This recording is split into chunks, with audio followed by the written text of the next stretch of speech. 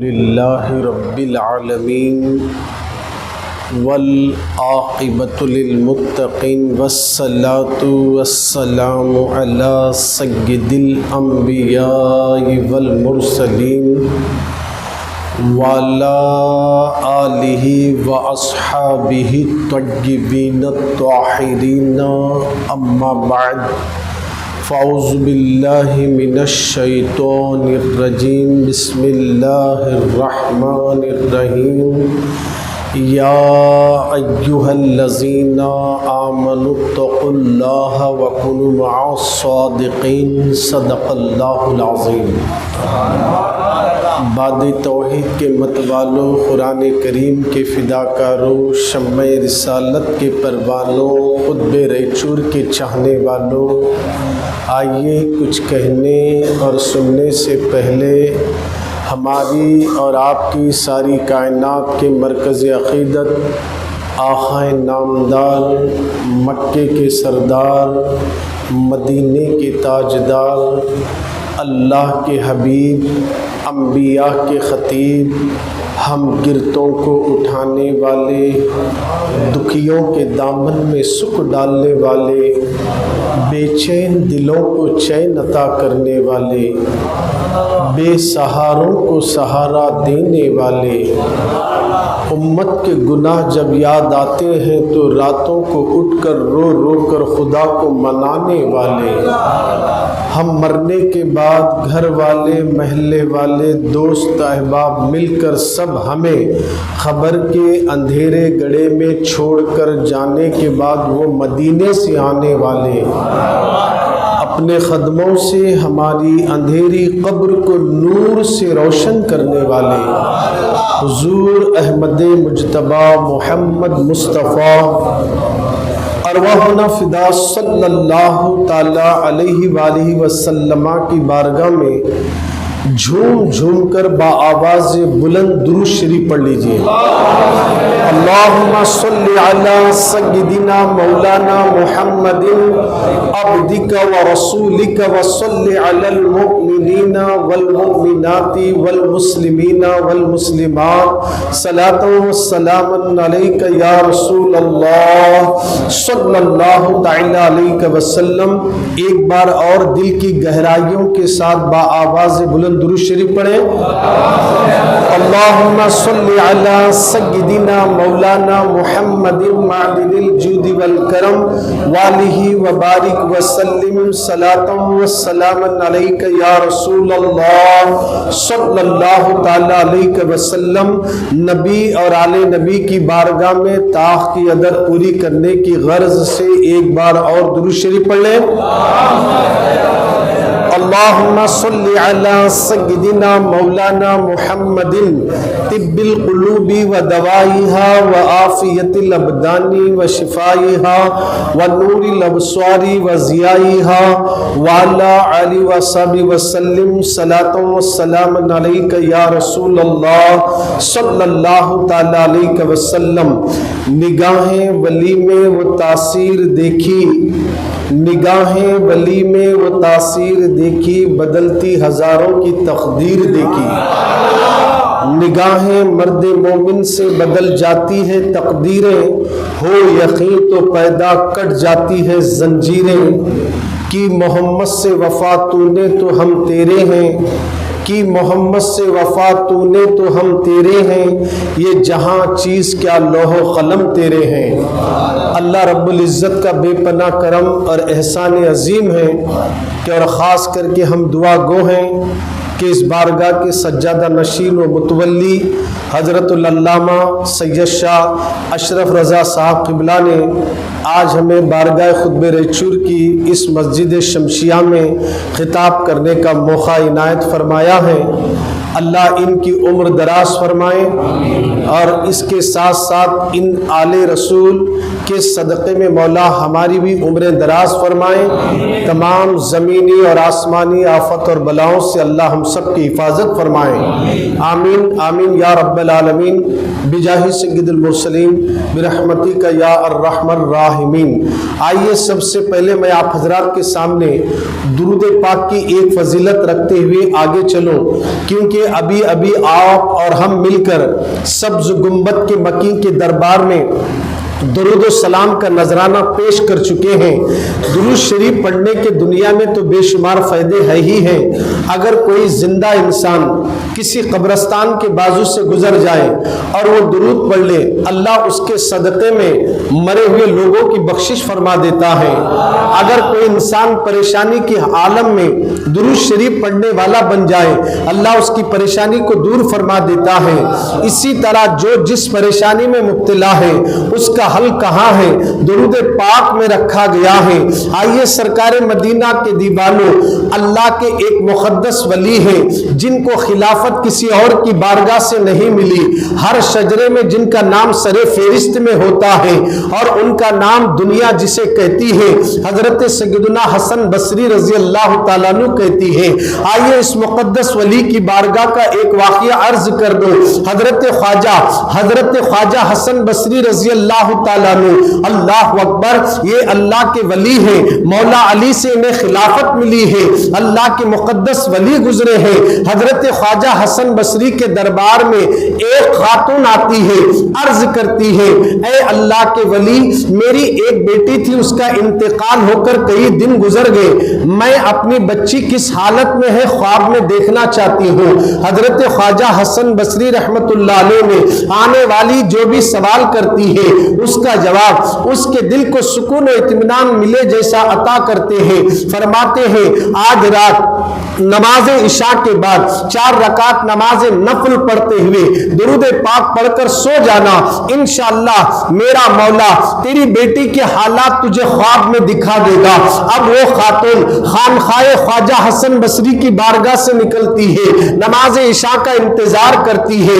نماز عشاء کے فوراً بعد حضرت کے بتائے ہوئے طریقے کے مطابق 4 رکعت نماز نفل پڑھتی ہے اور رات درود پڑھتے پڑھتے سو جاتی ہے۔ اس نے اپنی بچی کو خواب میں دیکھا کہ بچی جہنم میں جل رہی ہے، آگ کی زنجیریں ہیں، آگ کا لباس پہنایا گیا ہے، بچی کو جہنم میں جلتا ہوا دیکھا، بچی کے بدن پر آگ کا لباس دیکھا، بچی کے بدن پر آگ کی زنجیریں دیکھی، ماں بے چین و بے قرار ہو جاتی ہے، ماں حیران ہو جاتی ہے۔ اللہ اکبر، صبح آنکھ کھلنے کے بعد دوڑتے ہوئے حسن بصری کے دربار پہنچتی ہے، سارا ماجرا اس نے سنا دیا۔ حسن بصری سننے کے بعد فرماتے ہیں جا تیری بیٹی کے نام پر تو صدقہ کر دینا۔ اب وہ خاتون وہاں سے نکلی، خواجہ حسن بصری رضی اللہ تعالیٰ نے اپنی خانقاہ میں ٹہلتے اسی فکر میں آپ اپنے ایک ستون کو ٹیک لگا کر بیٹھ جاتے ہیں، آپ کی آنکھ لگ جاتی ہے۔ جیسے ہی آنکھ لگنا تھا آپ نے کیا دیکھا؟ آنکھ بند ہو گئی، آپ نے دیکھا کہ وہی لڑکی جنت کے تخت پہ بیٹھی ہے اور جنتی لباس پہنی ہوئی ہے، جنتی تاج اس کے سر پر ہے۔ اس لڑکی نے حسن بصری کو سلام کیا، انہوں نے وعلیکم السلام جواب دیا اور کہا کہ حسن بصری تم مجھے جانتے ہو؟ کہا تو کون ہے؟ اس نے کہا کہ ابھی جو میری ماں تمہارے پاس آئی تھی فریاد لے کر، ہاں ارے تیری ماں نے تو کہا تھا کہ تو جہنم میں ہے، تیرے بدن پر آگ کا لباس ہے، تیرے بدن پہ آگ کی زنجیریں ڈالی گئی، مگر تو جنت میں کیسے؟ تو جنت کے تخت پہ کیسے؟ تجھے جنتی لباس میں دیکھ رہا ہو۔ اس لڑکی نے کہا میری ماں نے جو کہا وہ بھی سچ ہے اور جو تم دیکھ رہے ہو یہ بھی سچ ہے۔ دراصل بات یہ ہے کہ جس قبرستان میں مجھے دفن کر دیا گیا اسی قبرستان کے بازو سے ایک عاشق رسول کا گزر ہوا اور وہ نبی پر درود پڑھتا ہوا گیا۔ اللہ نے اس درود کے سبب سے 500 خبروں سے عذاب اٹھا دیا اور جنت عطا فرما دیا ہے، جنت عطا فرما دیا ہے۔ اللہ اکبر، کیا بات سمجھ میں آ گئی کہ ہم نبی پر درود پڑھیں گے تو بخشش کسی اور کی ہو رہی ہے، اور جو زندگی بھر اپنے اندر یہ فکس کر لے کہ میں روزانہ نبی پر درود پڑھ لوں گا تو یقیناً مرنے کے بعد اس کا کفن بھی میلا نہیں ہوگا، اس کا کفن بھی میلا نہیں ہوگا۔ اے سرکار مدینہ کے دیوانوں، درود پاک پڑھنے کی فضیلت کو آپ نے سن ہی لیا ہے، تو اب یاد رکھنا، جب بھی کوئی درود پڑھنے کی بات کرے اپنی زبان کو بند نہ کرنا، اپنی زبان کو لاک نہ کر دینا، اس لیے کہ درود پاک ایک ایسا عمل ہے، اس کے پڑھنے سے تقدیریں بدل جاتی ہے، اس کے پڑھنے سے قسمت کا ستارہ چمک جاتا ہے، اس کے پڑھنے سے نبی کی محبت دل میں پیدا ہوتی ہے۔ اور کیوں نہ نبی کی محبت دل میں پیدا کرے، کیونکہ ماں مرنے کے بعد ساتھ نہیں آتی، باپ نہیں آتا، اولاد نہیں آتے، مگر خبر میں میرے نبی مدینے سے آنے والے ہیں، رسول آنے والے ہیں۔ اے سرکار مدینہ کے دیوانوں، جو ہماری خبروں میں آنے والے ہیں ان پر درود نہیں تو کن پر پڑھو گے؟ آج سے طے کرو کہ روزانہ کم سے کم ہمارے نبی پر صبح اور شام میں 313 مرتبہ درود پڑھنے کی عادت ڈالے۔ عورتیں گھروں میں پڑھے، مرد مسجدوں میں پڑھے، یا نہ تو کم سے کم شمس عالم بابا کے آستانوں میں بیٹھ کر پڑھے۔ ایک تو درود ہے، دوسرا ولی ہے، اب پھر ہونا کیا ہے؟ ان کی نظر ہوگی تو تقدیر بدل جائے گی۔ اس لیے سرکار کے دیوانوں، ایک بار آگے پیچھے والے سب مل کر بلند آواز سے درود شریف پڑھ لیجئے۔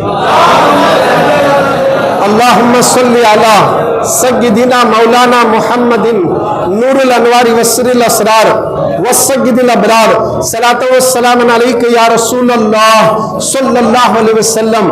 اللہ کے نبی فرماتے ہیں روزانہ درود پڑھو تو فرشتے میری بارگاہ میں لاتے ہیں، جمعہ کے دن درود پڑھو تو میں خود کان لگا کر سنتا ہوں۔ اور محبت سے بولو سبحان اللہ۔ تو اس کا مطلب یہ ہے کون درود پڑھ رہا کون نہیں پڑھ رہا ہم سنے یا نہ سنے، نبی تو سن رہے ہیں۔ ذرا اس بات کو سننے کے بعد پیچھے والے سب مل کر اتنی بلند آواز سے درود پڑھے۔ خطبہ ریچور کا آستانہ بالکل آپ کے بازو میں ہے، اور شمس عالم حسینی ہمارا یہ عقیدہ ہے، وہ دیکھ بھی رہے ہیں اور اس مسجد میں موجود بھی ہے اور ان کی نظر بھی ہے۔ ہمارا درود یہاں سے نکلے گا تو یہ کنفرم ہے کہ سیدھا مدینہ پہنچ جائے گا، سیدھا مدینہ پہنچ جائے گا۔ ایک بار آگے پیچھے والے سب مل کر درود شریف پڑھ لیجئے۔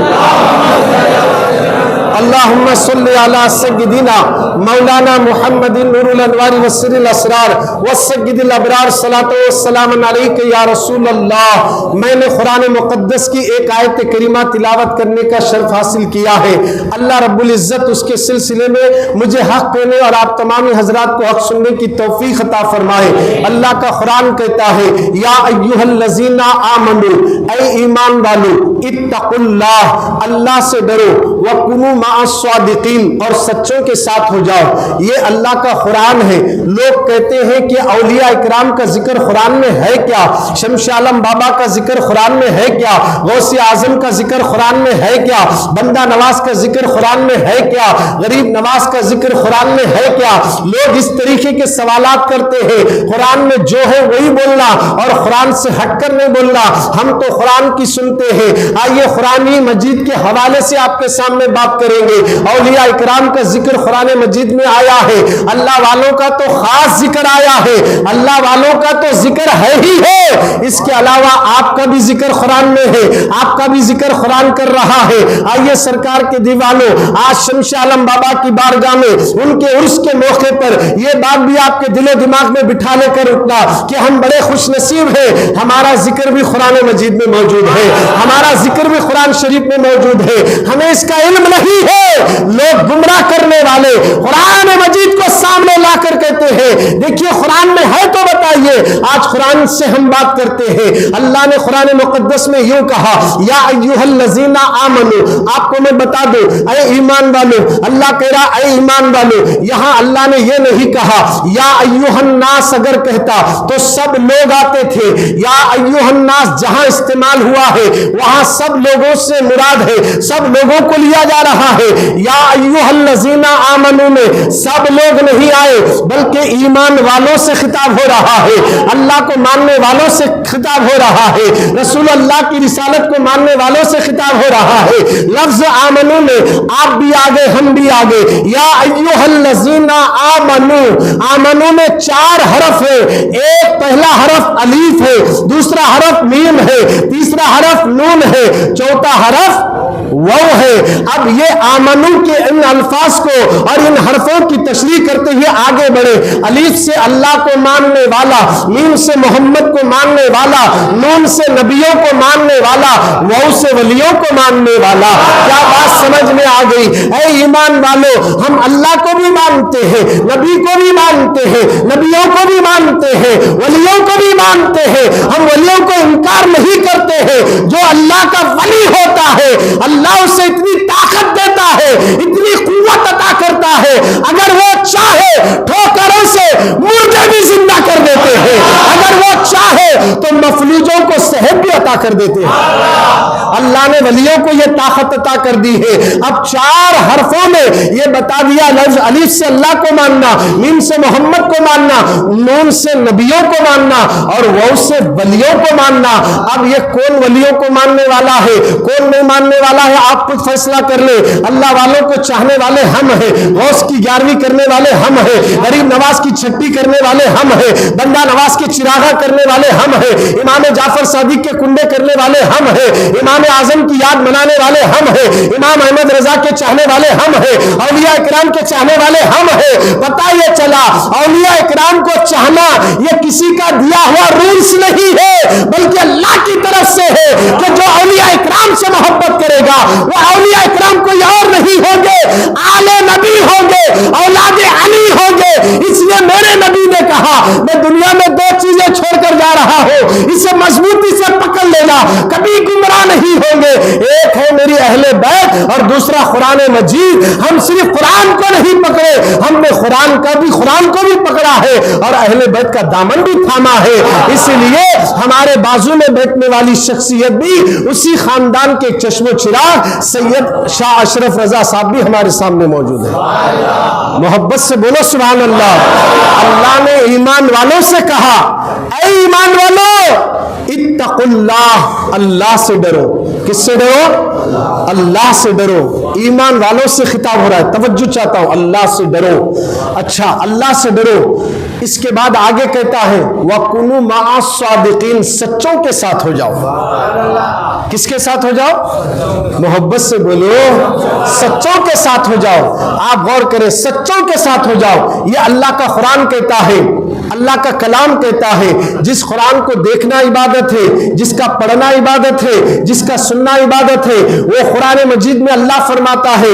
پہلے اللہ نے کہا یا ایھا الذین آمنوا، یعنی ہم سب کو اللہ مخاطب کر رہا ہے اے ایمان والو اتقوا اللہ، مجھ سے ڈرتے رہو، وکونوا مع الصادقین، اور سچوں کے ساتھ ہو جاؤ. یعنی ایمان والوں کو متنبہ کیا جا رہا ہے، آگاہ کر دیا جا رہا ہے اے ایمان والو اللہ سے ڈرو. کس معاملے میں ڈرو؟ گناہ کرنے سے ڈرو، شراب پینے سے ڈرو، پتے کھیلنے سے ڈرو، ڈی جے لگانے سے ڈرو، ناچ گانوں کی محفلوں میں جانے سے اللہ سے ڈرو، لڑکیوں کو گھورنے سے اللہ سے ڈرو، موبائل کے اندر ننگی ننگی تصویریں اور مناظر دیکھنے سے اللہ سے ڈرو. کیونکہ تمہارا رب ہر جگہ تمہیں دیکھ رہا ہے، اللہ تمہیں دیکھ رہا ہے.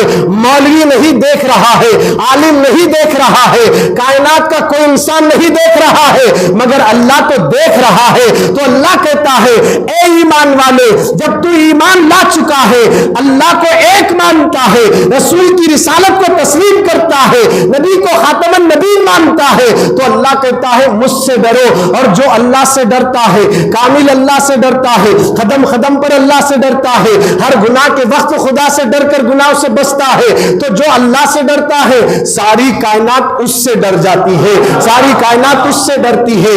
آج ہم سب سے ڈر رہے ہیں، اللہ سے نہیں ڈر رہے ہیں، اس لیے دنیا ڈرا رہی ہے. آج ہم سب سے ڈر رہے ہیں مگر اللہ سے نہیں ڈر رہے ہیں. اگر ہمارے دل میں سب کا ڈر نکل کر رب کا ڈر آ جائے تو خدا کی عزت کی قسم دنیا کی حکومت کا تختہ سیکنڈوں میں پلٹ جاتا ہے. اس لیے آج ہمارے دلوں میں خدا کے خوف کو پیدا کرو.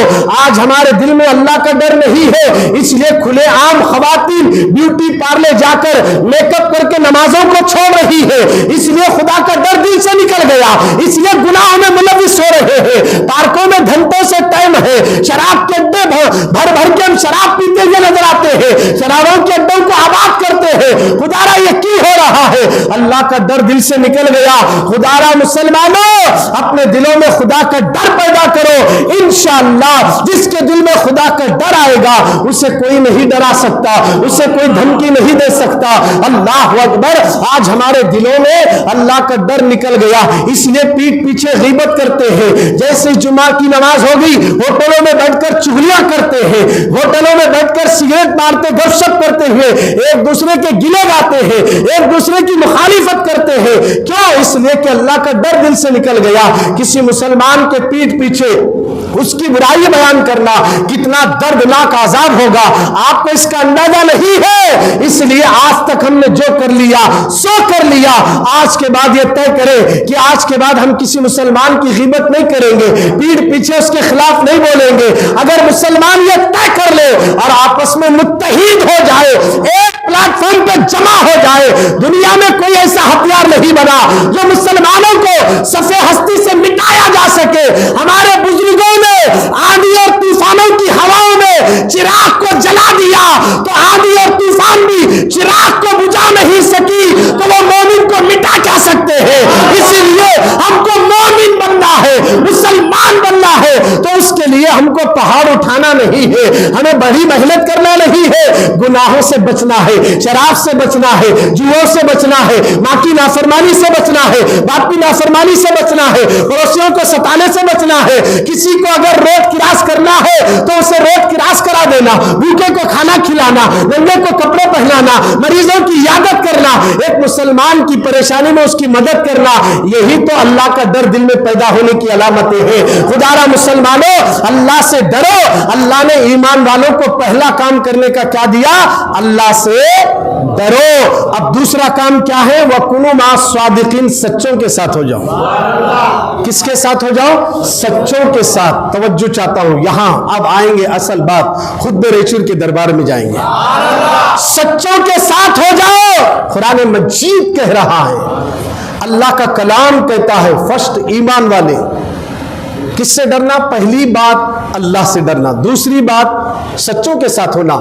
قرآن سے اگر ہم عالم تصور میں جا کر سوال کریں, اے قرآن سچوں کے ساتھ ہو جاؤ یہ کیوں کہا, نمازیوں کے ساتھ ہو جاؤ یہ کیوں نہیں کہا؟ نمازیوں کے ساتھ ہو جاؤ, آنا تو یہ تھا نمازیوں کے ساتھ ہو جاؤ, حاجیوں کے ساتھ ہو جاؤ, روزے رکھنے والے روزے داروں کے ساتھ ہو جاؤ, زکات دینے والوں کے ساتھ ہو جاؤ. قرآن نے نمازیوں کے ساتھ ہو جاؤ نہیں کہا, قرآن مجید نے روزے داروں کے ساتھ ہو جاؤ نہیں کہا, حاجیوں کے ساتھ ہو جاؤ یہ نہیں کہا, سچوں کے ساتھ ہو جاؤ. سچوں کے ساتھ ہو جاؤ, کیونکہ ہر نمازی سچا نہیں ہو سکتا, اس لیے اللہ نے نمازی کا ذکر نہیں کیا.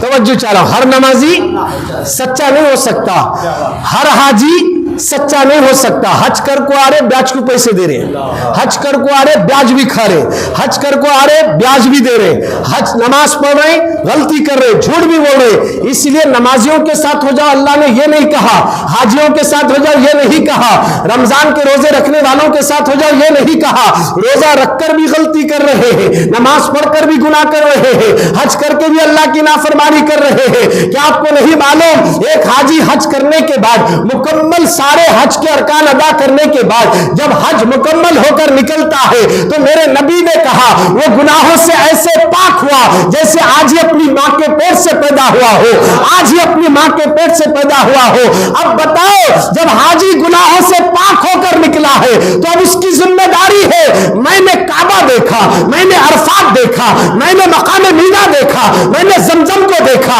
میں نے مقام ابراہیم کو دیکھا, میں نے مقام حتیم کو دیکھا, یہ سب مجھے رب نے دکھایا ہے.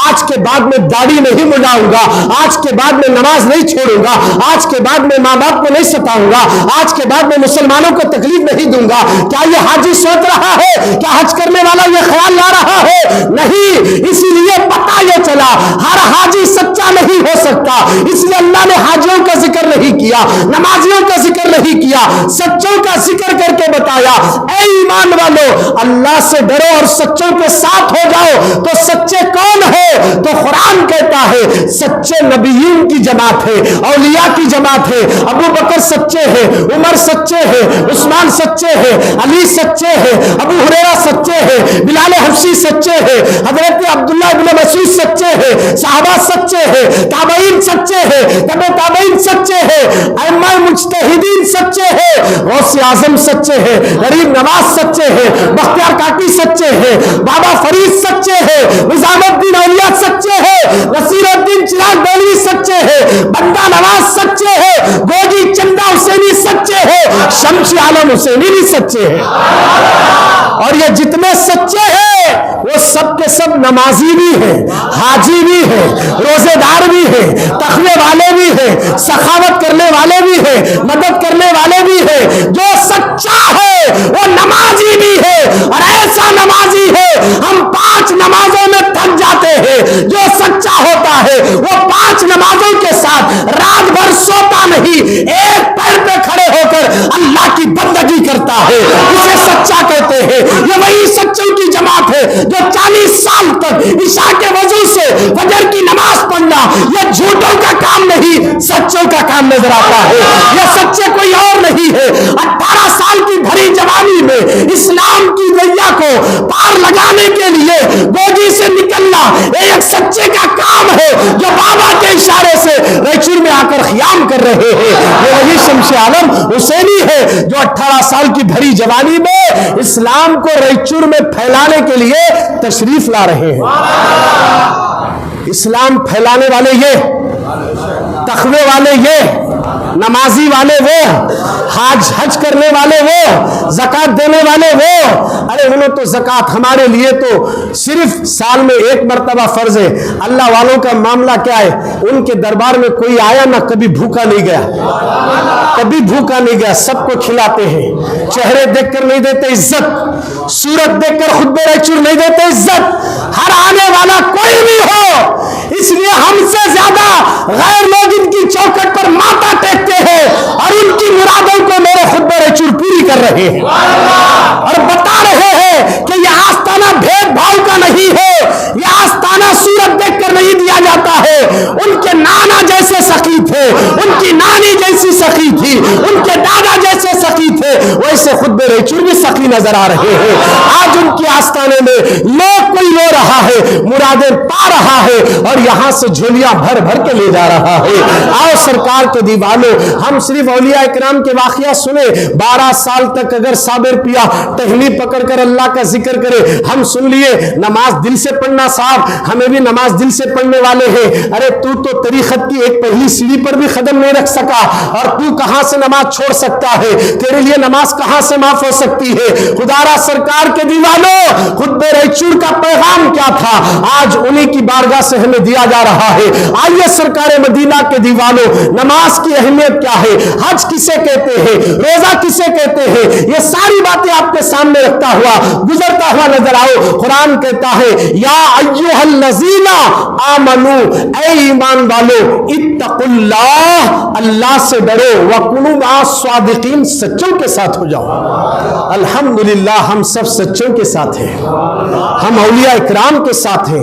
یہ سچوں کی جماعت اولیاء اللہ کی ہے۔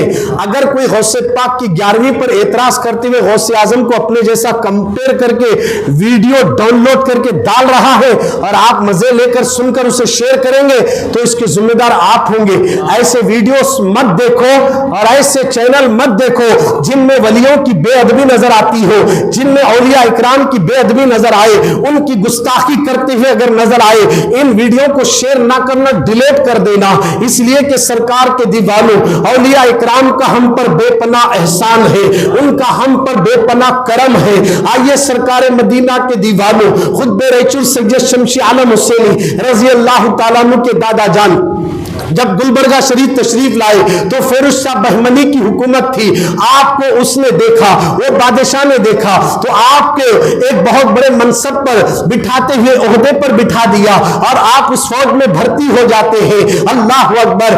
ایک مرتبہ وہاں کا فیروز شاہ بہمنی بادشاہ گلبرگہ شریف میں، اسے شکار کا بڑا شوق تھا، وہ شکار کے لیے جاتا تھا، اپنے سپاہیوں کو ساتھ لے کر نکلا، شکار سے سیر ہونے کے بعد واپس جب اپنے محل کی طرف آ رہا تھا، اس کی بیٹی یعنی بالا خانے پر کھڑے ہو کر باپ کے آنے کا منظر دیکھ رہی تھی۔ اچانک اس کی نظر پڑی، اس نے کیا دیکھا کہ آنے والے والد جو آ رہے ہیں ان کے ساتھ اس نے یہ دیکھا ہواؤں میں گھوڑے پر کچھ لوگ سوار ہیں جو اڑتے آ رہے ہیں۔ یہ منظر اس لڑکی نے دیکھا، بادشاہ کی بیٹی نے دیکھا۔ جیسے ہی باپ اندر داخل ہوا، سارا منظر جو آنکھوں سے دیکھا اس نے اپنے والد کو سنا دیا۔ وہ سمجھ گیا کہ لگتا میری فوج میں کوئی اللہ والے موجود ہیں، اسی لیے تو آسمان میں گھوڑوں کو اڑتے ہوئے تم نے دیکھا۔ پتہ یہ چلا پہلے کے بادشاہ لوگ بھی عاشق رسول تھے، اولیاء اکرام کے چاہنے والے تھے۔ اس نے کہا لگتا میری فوج میں اللہ والے ہیں۔ فوراً 2 جاسوسوں کو بلایا، کہا کہ کڑی نظر رکھنا، جب تمہیں پتا چلے کہ کوئی اللہ والا ہماری جماعت میں ہماری فوج میں موجود ہے تو مجھے اطلاع کر دینا۔ جاسوس بڑی طریقے سے نظر جمائے ہوئے تھے۔ دن گزرتے گئے، رات گزرتے گئے، پتا نہیں چل سکا کیونکہ اولیاء اکرام اپنے آپ کو ظاہر نہیں کرتے۔ ایک مرتبہ گلبرگہ شریف کی سرزمین پر بڑی زوروں سے طوفانی ہوائیں چلنے لگی، بارش برسنے لگی، اور اتنی زوروں سے ہوا چل رہی ہے کہ درخت اکھڑ اکھڑ کر گر رہے ہیں۔ ایسے وقت میں بھی بادشاہ کی طرف سے جو مامور کیے گئے تھے وہ جاسوس کڑی نظر رکھی ہوئے تھے فوج پر۔ چلتے چلاتے ایک ایسے جگہ پہنچے جہاں پر ہوائیں چل رہی ہے، طوفانی ہوا چل رہی ہے، اور اس کے باوجود بارش پڑ رہا ہے، پانی زوروں سے برس رہا ہے۔ ان کی نظر پڑی، ایسے کھلے میدان میں چراغ لگائے قرآن مجید کی تلاوت کر رہے ہیں۔ انہوں نے اسے منظر کو پیچھے سے دیکھا، دیکھتے ہی سمجھ گئے یہی اللہ والے ہیں۔ غور کرے، طوفانی ہواؤں میں چراغ جلا کر بارش پڑ رہا ہے، پانی برس رہا ہے، اس کے باوجود بھی چراغ لگا کر اللہ کے کلام کو پڑھ رہے ہیں۔ ارے درخت اکھڑ اکھڑ کر گر رہے ہیں مگر چراغ بجھنے کا نام نہیں لیتا۔ کیوں؟ اس لیے کہ چراغ لگانے والا کوئی عام انسان نہیں ہے، شمس عالم بابا کے جد امجد نے لگایا ہے، اللہ کے ولی نے لگایا ہے۔ اب انہوں نے اس منظر کو دیکھا، کوئی اور نہیں، یہی اللہ والے ہیں۔ فوراً جا کر بادشاہ کو اطلاع دی، اور جیسے ہی بادشاہ کے دربار میں ان کا راز فاش ہوا، ان کو پتا چلا کہ ہمارا راز بادشاہ کے دربار میں فاش ہو گیا۔ چلو ابھی اسی وقت نکلیں گے، اسی بارش میں، اسی طوفانی ہوا میں آپ اپنے بھائی کے ساتھ اپنی اہلیہ کو ساتھ لے کر فوراً نکل پڑے۔ وہاں سے چلتے چلاتے ردائے واڑی پہنچے، وہاں پہنچے اس سے قبل آپ بھیما ندی کے قریب گئے۔ ندی بڑی تیزی کے ساتھ بہ رہی تھی۔ ذرا اس منظر کو نگاہوں کے سامنے لاؤ، وہ زمانے میں کرنٹ نہیں تھا، وہ زمانے میں لائٹاں نہیں تھے، اندھیرے میں بارش چل رہا ہے، ہوائیں چل رہی ہے، بجلیاں کڑک رہی ہے، رات نکل پڑے۔ جیسا بھیما ندی کے قریب آئے، پانی بڑی تیزی کے ساتھ بہ رہا تھا۔ آپ ڈرے نہیں، کیونکہ جو اللہ سے ڈرتا ہے وہ طوفانوں سے نہیں ڈرتا، وہ رات کے اندھیروں سے نہیں ڈرتا، وہ جنگلی جانوروں سے نہیں ڈرتا، شیر اور ببر سے نہیں ڈرتا۔ جو اللہ سے ڈرتا ہے دنیا اس سے ڈرتی ہے۔ اور بابا شمس عالم حسینی کے جد امجد نے بتا دیا، یہ طوفانی ہواؤں میں یہ بارش جو برس رہی ہے، اس کے باوجود آپ بھیما ندی کے پاس آئے، اس طرف جانا تو کیا کرے، آپ نے اپنی چادر کو نکالا اور اس ندی پر بچھا دیتے ہیں۔ آپ ذرا غور کریں، ندی کا جو پانی بہتا ہے نا، ایک سائڈ ادھر جا رہا تو ادھر جاتا ہے، یا ادھر جا رہا تو ادھر جاتا ہے۔ اب چادر ڈالنے کے بعد چادر کا کام کیا ہے؟ پانی جدھر جانا ادھر چادر چلے جانا، مگر چادر جاتی نہیں، ٹھہر جاتی ہے، ٹھہر جاتی ہے۔ آپ دیکھیں، اندازہ لگائیں، میں ایک اللہ کے ولی کی کرامت بتا رہا ہوں، اور شمس عالم بابا کے دادا جان کی شان اور عظمت کو آپ کے سامنے پیش کر رہا ہوں۔ دادا کا جب یہ مقام ہے تو پوترے کا عالم کیا ہوگا؟ اللہ اکبر۔ حضرت سید شمس عالم حسینی رضی اللہ تعالیٰ عنہ کے دادا جان نے اپنی چادر کو بھیما ندی پر بچھایا۔ پہلے آپ قدم رکھتے ہیں، آپ کی اہلیہ کو بھی لیتے ہیں، آپ کے بھائی صاحب تینوں اس پر سوار ہوتے ہیں۔ اب 4 کونے تھے چادر کے، ایک کونا کھلا چھوڑا گیا۔ جیسے ہی دیکھا ہوا کے جھونکے سے وہ کونا پھڑپھڑانے لگا چادر کا، تو آواز آتی ہے، تھم جا تھم جا، جلال الدین کی آمد ہے، سید جلال الدین کی آمد ہے، یہ سید جلال الدین ہے، وہاں ہے۔ یہ آواز آئی، وہ چادر کا پھڑپھڑانا تھم گیا۔ کون ہے یہ سید جلال الدین حسینی؟ یہ شمس عالم حسینی کے بابا جان ہے، ابھی آئے نہیں۔ ان کے نام سے چادر کا ایک کونا جو پھڑا رہا تھا رک جاتا, تھم جاتا ہے.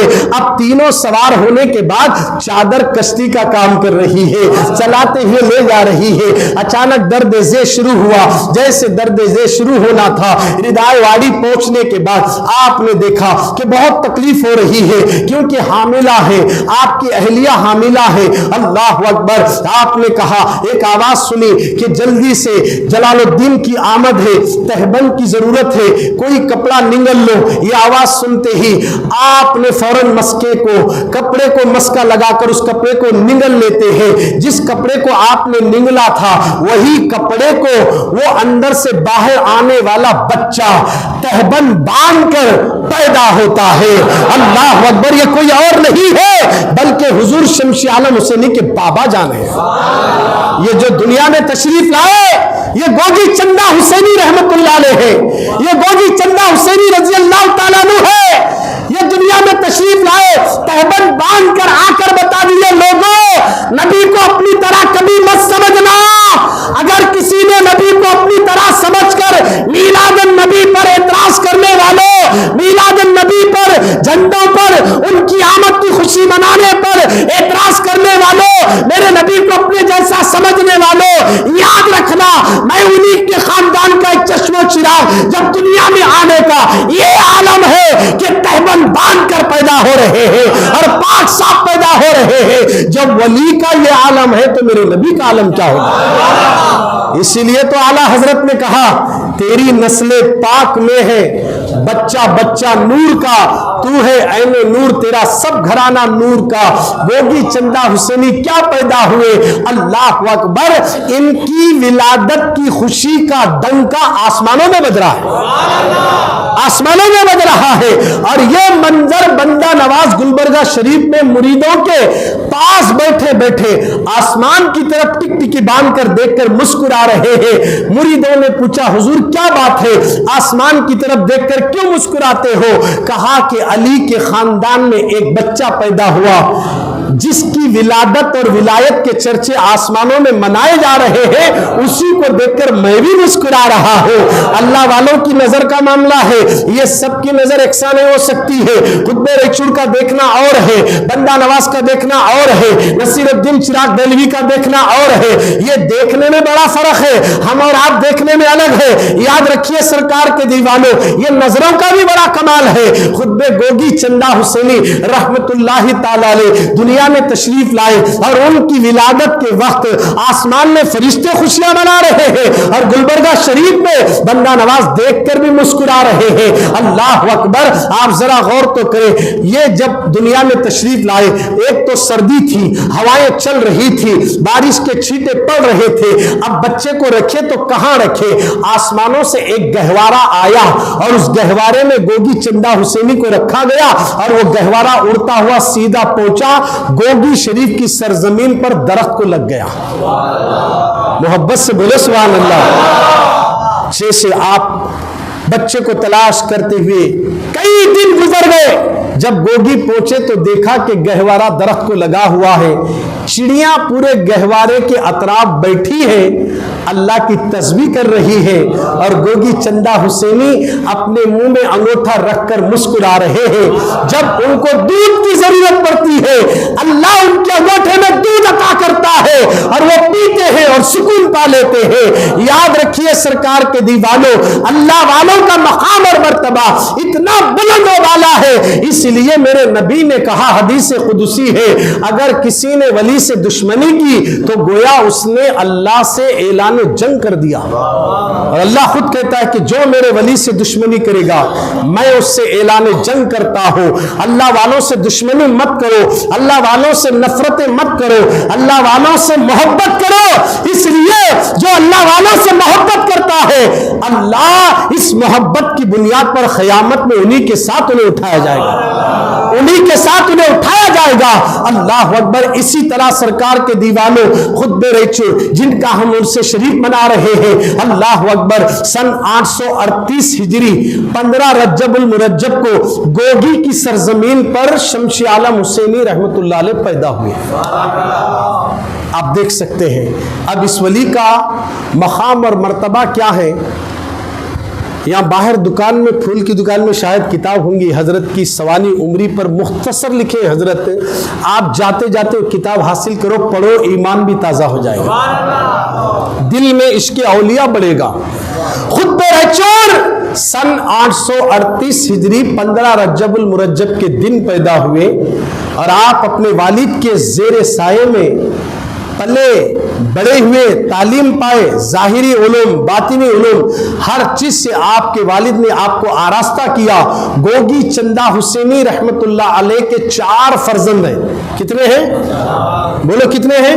4. یعنی شمس عالم حسینی رحمت اللہ علیہ کے ابھی 3 بھائی ہیں، مگر چاروں کے چاروں اللہ والے ہیں. گوگی چندہ حسینی کے 4 بیٹے ہیں. ایک کا نام ہے سید شاہ نور عالم حسینی رحمت اللہ علیہ، دوسرے کا نام ہے حضرت سید شاہ شمس عالم حسینی رحمت اللہ علیہ، تیسرے کا نام ہے حضرت سید شاہ عبد الرحیم حسینی رحمت اللہ علیہ، چوتھے کا نام ہے حضرت سید شاہ منتہا حسینی رحمت اللہ علیہ. یہ 2 بزرگاں بیدر میں ہیں اور ایک بزرگ آپ کے والد صاحب کے بازو میں آرام کر رہے ہیں، اور ایک بزرگ ہمارے شہر ریچر میں موجود ہے. یہ ہماری خوش نصیبی ہے.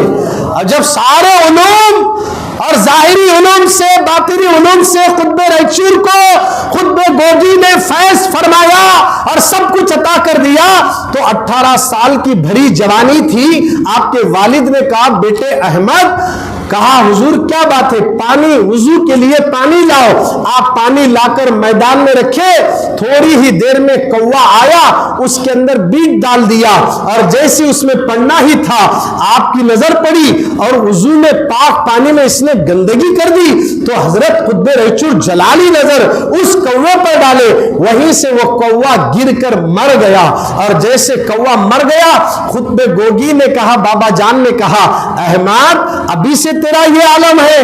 ہمارے خاندان میں زندوں کو مردہ نہیں کرتے، مردوں کو زندہ کرتے ہیں. ہمارا عالم تو یہ ہے، لوگ روتے ہوئے آتے ہیں مگر ہنستے ہوئے جاتے ہیں. اللہ والوں کا دربار وہ ہے، مگر تو نے یہ کیا کر دیا؟ یہ عمر میں یہ حال ہے. اتنا کہتے ہی رحمت کی نظر شمس عالم بابا ڈالے، وہ مرا ہوا کوا زندہ ہو جاتا ہے، اڑ کر جانے لگا، اڑ رہا ہے.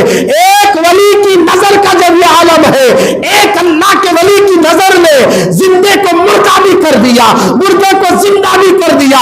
بتا رہے ہیں آنکھیں شمس عالم کی ہے، دیکھنا خدا کا ہے، کان ولی کے ہے، سننا خدا کا ہے، زبان ولی کی ہے، بولنا خدا کا ہے، ہاتھ ولی کے ہے، پکڑنا خدا کا ہے، پیر ولی کے ہے، چلنا خدا کا ہے. شمس عالم حسینی کی یہ کرامت دیکھنے کے بعد والد نے کہا، اب تم کامل منزل پر پہنچ چکے ہو، اب یہاں سے چلو، یہ 2 تاڑ کے پھل لینا اور سفر جاری رکھنا. جب شام ہو جائے تو اسے زمین میں ڈال دینا، اسی پر عشاء مغرب اور عشاء کا وضو کر لینا. اگر صبح میں اس میں سے کوپلیں نکلی تو تمہارا مقام وہی ہوگا، تمہیں وہیں پر ٹھہرنا ہوگا. والد کی وصیت اور نصیحت پر 2 تاڑ پھل لے کر نوجوانی کے عالم میں، نوجوانوں دین ایسے نہیں ملا، جوانی کو قربان کرنے سے دین ہم تک پہنچا ہے. اور آج کا جوان دین کا کام کرنا تو دور کی بات، دین پر عمل تک نہیں کر رہا ہے. 5 نمازیں وقت پر پڑھنے کو تیار نہیں. اپنی جوانیوں کو کھیل کود میں برباد کرنے والوں، کیرم بورڈ میں ٹائم لگانا، پتے کھیلنے میں ٹائم لگانا. اب تو موبائلوں میں کھیلا جا رہا ہے، اب تو سارے ایپ موبائلوں میں آ گئے. اس طرح برائیاں عام ہونے کی وجہ سے آج پوری دنیا میں مسلمان پریشان نظر آ رہا ہے. ان ساری پریشانیوں کا علاج تمہارے احتجاج میں نہیں ہے، گناہوں سے توبہ کر کے غلام رسول بننے میں ہی کامیابی ہے. اسی لیے کہا گیا کہ غلامان محمد اگر رسول کے کامل غلام بن جائے تو یقین جانیے کہ اللہ ساری کائنات کو سمٹ کر تمہارے قدموں میں رکھ دے گا. آج خطب ریچور سے ہمارا کیا واسطہ ہے؟ آج خطب ریچور سے ہمارا یہ کیا واسطہ ہے؟ یہی محبت ہے جو جو آج ہم خطبہ ریچور کے دربار میں آئے ہیں، خدارا سرکار کے دیوانوں، حضرت سید شمس عالم حسینی رحمت اللہ علیہ والد کے حکم پر سیدھا آپ چلتے چلاتے سفر برداشت کرتے ہوئے کئی ایک جگہ راتیں گزری مگر کوپلیں نہیں نکلی۔ جب آپ سیدھا کرشنا ندی کے قریب آئے تو وہاں دیکھا کہ ندی پانی بڑی تیزی کے ساتھ بہ رہا ہے، اب آنا کیسے؟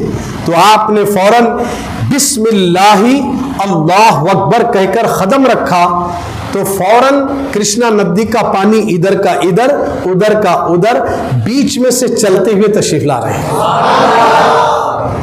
یہ ہمارے حضرت کی کرامت ہے۔ دیکھیے ادھر دادا بھیما ندی پر حکومت کر کے بتا رہے ہیں، چادر ادھر دادا جان نے بھیما ندی پہ بچھایا، اور جب پوترے آ رہے ہیں تو کرشنا ندی آ گئی تو آپ نے اللہ کا نام لیا، نعرے لگائے، فوراً قدم رکھا، ادھر کا پانی ادھر ادھر کا پانی ادھر۔ ہمارے اللہ والوں نے یہ بتا دیا کہ یاد رکھنا اولیاء اللہ مجبور نہیں ہوتے، اللہ ان کو اختیار عطا کر دیتا ہے، اللہ انہیں اختیارات عطا کر دیتا ہے۔ اب وہاں سے چلتے ہوئے ایک جادوگر تھا، یہ تو آپ نے حضرت کی زبان سے سنا ہوگا، اس کے بعد وہاں سے وہ جادوگر بھی چلا گیا، چلتے ہوئے حضرت یہاں تشریف لائے جہاں ان کا چلہ مبارک ہے، وہاں بیٹھے، شام ہو گئی اور اسی پر آپ نے مغرب کا وضو کر لیا، عشاء بھی آپ نے ادا کر لی، مغرب بھی پڑھے، صبح دیکھے تو ننھی سی کوپلیں زمین کا سینہ پھاڑ کر باہر نکلی ہوئی ہیں۔ تو یہ ہماری قسمت میں تھا، ایک آل رسول اولاد علی قطب ریچور شمس عالم حسینی یہاں تشریف لائے۔ اب آگے ہوتا کیا ہے، آپ بیٹھے تھے یہاں، جو فیروز شاہ بہمنی کی جانب سے ریچور میں جن کو حاکم بنا کر مقرر کیا تھا، وہ رانی شکار کرنے کی غرض سے جب یہاں پہنچی تو دیکھا کہ اس گھنے جنگل میں ایک حسین اور خوبصورت نوجوان بیٹھا ہے جس کے سر پہ امامہ، چہرہ نورانی ہے، بلکہ آپ کے دو دانت صرف باہر نظر آ رہے تھے۔ اس نے دل ہی دل میں سوچا سب تو اچھا ہے، خوبصورت بھی ہے، مگر دو دانت باہر آئے، اتنا کہنا تھا، سارا چوکڑا منہ میں سے اس خاتون کا گر گیا۔ وہ خوف سے اپنے گھر گئی، اپنے شوہر کو سنانا ہی تھا۔ شوہر نے کہا لگتا کوئی اور بزرگ نہیں، وہ اللہ والے ہیں، چلو انہی کے پاس جائیں، معافی مانگے۔ دوڑتے ہوئے آئے، منت و سماجات کر کے رونے لگے تو حضرت نے کہا میں لوگوں کو رلانے نہیں آیا، روتوں کو ہنسانے کے لیے آیا ہوں، تمہیں ڈرنے کی ضرورت نہیں، اپنے دانت منہ میں رکھو۔ جیسے دانتوں کو منہ میں ڈال لیا، جہاں کا جو چوکڑا تھا وہاں لگ جاتا ہے، اس سے کرامت مشہور ہو گئی۔ اسی طرح اسی وقت وہ دو کے دو حضرت کے ہاتھ پر بیعت کر لیتے ہیں، اور ایک کا نام ہے عبد الرحمن ہے اور ان کی اہلیہ کا نام ہے فاطمہ ہے، اور دونوں کی مزار حضرت کے 35 جانب موجود ہے۔ آپ غور کریں سرکار مدینہ کے دیوانوں، اس طرح سید شمس عالم حسینی رحمت اللہ علیہ کی کرامت ظاہر ہونے لگی۔ ایک خاتون آتی ہے، روتی ہوئی عرض کرنے لگی حضور میرے یہاں اولاد نہیں، شادی ہو کر کئی سال ہو گئے، مجھے بچہ تک نہیں ہے، آپ میرے لیے اولاد کے لیے دعا کریں۔ خطبہ ریچور ہاتھ اٹھاتے ہیں، اس کے لیے دعا فرما دیتے ہیں۔ جیسے خطبہ ریچور نے دعا کرنا تھا، اللہ نے اسے ایک لڑکا عطا فرما دیا، بیٹا پیدا ہوا۔ جیسے ہی بیٹا پیدا ہوا، چند سال کے بعد وہ بچہ بھی مر گیا، انتقال ہو گیا۔ فوراً وہ اپنے مردے بچے کو لے کر خطبہ ریچور کے دربار میں آئی، کہا کہ حضور آپ کی دعاؤں سے جو بیٹا ملا تھا وہ بچہ بھی مجھ سے چھین لیا گیا، آپ میرے اولاد کو زندہ کر دیجئے، میرے بچے کے حق میں دعا فرما دیجئے۔ اللہ اکبر، خاتون رونے لگی۔ حضرت قطب ریچور نے اس کی آنکھوں میں نکلتے ہوئے آنسوؤں کو دیکھا، کیونکہ جانتے تھے میرے نبی اپنی امت کی آنکھوں میں آنسو نہیں دیکھ سکتے۔ حضرت نے دعا کی اور اپنا پیر لگا کر کہا قم بإذن اللہ، اٹھ اللہ کے حکم سے، فوراً مردہ بچہ زندہ ہو جاتا ہے۔ یہ شمس عالم حسینی کی کرامت ہے۔ آج ہم جس بارگاہ میں آئے ہیں، لوگوں مانگو جو مانگنا ہے، اللہ کے ولی عطا کرنے کے لیے ہے، کیونکہ اللہ والوں کی چوکٹ پر مانگنا یہ شرک نہیں ہے، بدعت نہیں ہے، بلکہ جائز ہے۔ اللہ والوں کے دربار میں جو بھی دعا کی جائے گی، اللہ اس کی دعا کو فوراً قبول فرما لیتا ہے۔ یہی وجہ، آخری بات عرض کر دو، کیونکہ جو کام کہیں نہیں بنتا وہ اللہ والوں کی دعاؤں سے اور نظر سے بنتا ہے۔ حضرت شمس عالم حسینی کے پیر و مرشد حضرت مخدوم سمنانی کچوچا شریف میں موجود ہیں، آئیے ان کی ایک کرامت آپ کے سامنے رکھو۔ اللہ اکبر، حضرت مخدوم سمنانی رحمت اللہ علیہ بہت بڑے ولی کامل ہیں، اللہ ہمیں ان کی بارگاہ کی حاضری نصیب فرمائے، بہت جلالی بزرگ ہے۔ آپ آپ کے مریدین اور آپ ایک مرتبہ گجرات کی سرزمین احمد آباد تشریف لائے تھے. آپ کے مریدوں نے سوچا چلو یہاں سیر کرتے ہوئے آئے کہ چند مریدین حضرت کے سیر کرتے ہوئے نکل پڑے. چلتے چلاتے ایک بت خانے کے قریب پہنچے. وہاں بت تراشے ہوئے تھے. ان میں ایک خوبصورت بت نظر آئی تو اس نے ان کے مرید نے دیکھا بڑی خوبصورت اور حسین ہے. اس کے ہاتھ پکڑ کر کہنے لگے میں اس سے محبت کرتا ہوں اور اسے ساتھ لے کر ہی جاؤں گا. پکڑ لیے. کہاں سے ایک پتھر کہاں سے آئے گا؟ یہ جو بت تراشا گیا ہے بڑی خوبصورت دکھ رہی تھی, بڑی حسین دکھ رہی تھی, مگر یہ اس سے محبت کر بیٹھے اور کہنے لگے میں اسے ساتھ لے کر ہی جاؤں گا, چل میرے ساتھ کھینچ رہے ہیں. اب مریدوں نے دیکھا, پیر بھائیوں نے دیکھا, جا کر حضرت کے پاس پہنچ گئے. چند دن تک وہ ایسے ہی اسی جگہ بیٹھے رہے, کھانا پانی سب کچھ چھوڑے. میں تجھ سے محبت کرتا ہوں, تجھے لے کر ہی جاؤں گا. حضرت نے پوچھا کہاں ہے وہ؟ کہا کہ اس طرح ایک بت کے سامنے بیٹھے ہیں اور اس سے محبت کرنے لگے, عشق ہو گیا. وہ کیسے بول سکتی ہے؟ تو حضرت خود بولے چلو میں چلتا ہوں. یہ کہہ کر مخدوم سمنانی خود چلے آتے ہیں. آنے کے بعد دیکھا واقعی میں وہاں پر بے خودی میں پڑا ہوا تھا. حضرت دیکھ کر آنکھوں سے صرف 2 آنسو نکلے. بس اللہ سے یوں بولے مولا اس میں جان ڈال دے. ادھر زبان سے الفاظ بھی نہیں نکلے, اس تراشی ہوئی مورتی میں جان آ جاتی ہے, چلنے والی بن جاتی ہے. فوراً ایک نظر سے اور ایک دعائی کلمات سے اس میں جان آ گئی اور اسی سے آپ نے اپنے مرید کا نکاح بھی فرما دیا, نکاح بھی فرما دیا.